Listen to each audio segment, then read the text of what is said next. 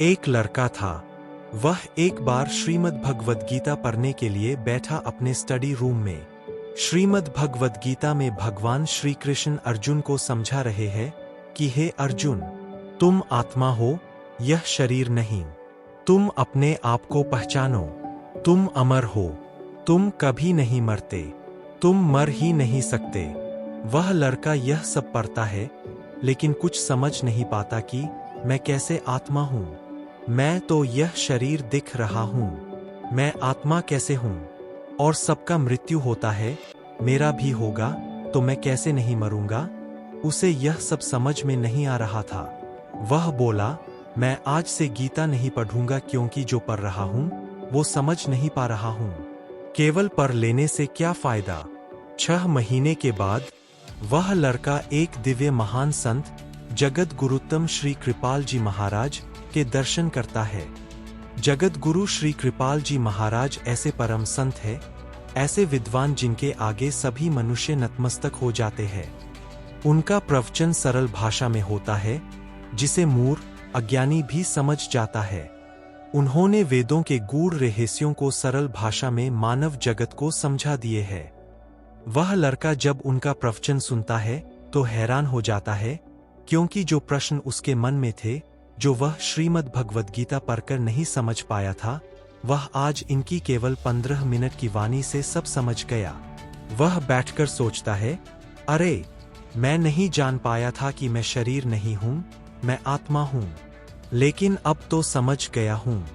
मैं स्वयं कह रहा हूँ कि मेरा नाम संतोष है, लेकिन मैं संतोष कैसे हो सकता हूँ? यह तो मेरा नाम है। जो मेरा है वह मैं कैसे हो सकता हूँ? ऐसे ही मैं कह रहा हूँ कि यह मेरा शरीर है।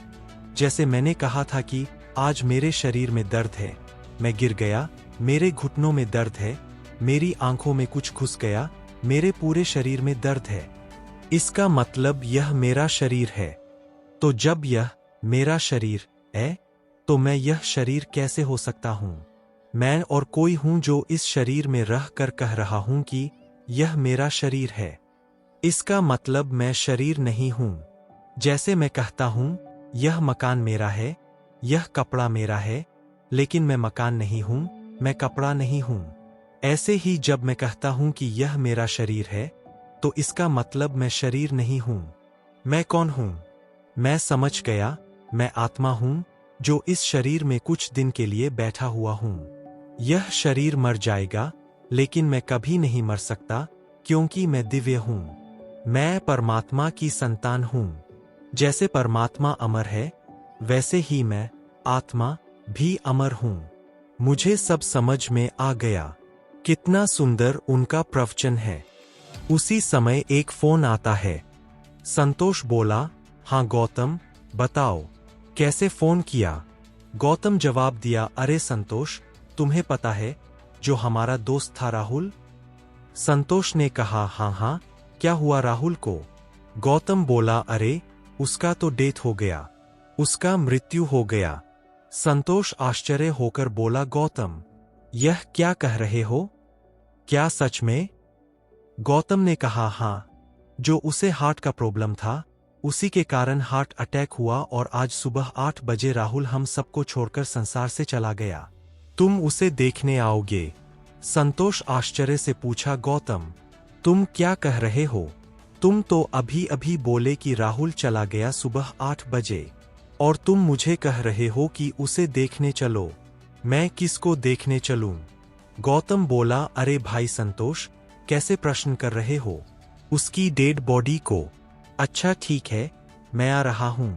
संतोष जब अस्पताल पहुंचा जहां राहुल शरीर रखा हुआ था, उसे देखकर संतोष ने गौतम से कहा, अरे गौतम, तुम तो कह रहे थे राहुल चला गया, लेकिन यह देखो, राहुल तो यहीं लेटा हुआ है। चला कहाँ गया? यही तो है जो हमसे बात करता था। गौतम बोला, अरे संतोष, यह राहुल नहीं है। राहुल तो चला गया, यह उसकी डेड बॉडी है। संतोष सोचने लगता है, वही देखो जो जगत गुरुतम श्री कृपालु जी महाराज समझा रहे थे कि हम आत्मा है। जैसे मैं आत्मा हूं, ऐसे ही राहुल भी आत्मा था। वह इस शरीर में रहता था, आज इस शरीर को छोड़कर चला गया। देखो, एक चला गया आत्मा और एक रह गया शरीर। दो पर्सनैलिटी हो गईं।